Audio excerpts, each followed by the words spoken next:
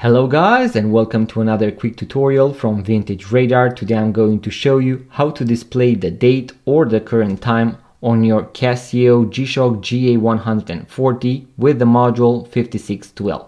So as you can see, we have here the subdial at 12 o'clock, and it is currently showing me the current time. So we have 14:45. If I press the forward button, it is going to switch to the date. So we have the 24th of December. If I want to switch back to the date, we are going to press it once again and we have the date. The other subdial, so the one at 6 o'clock, is always going to display the day of the week and the seconds. So guys, if you want to learn how to use all the functions and features on your Casio GA-140, I'm going to leave a link in the description box below to all the functions and features, so make sure to check it out. I'm pretty sure you are going to love it.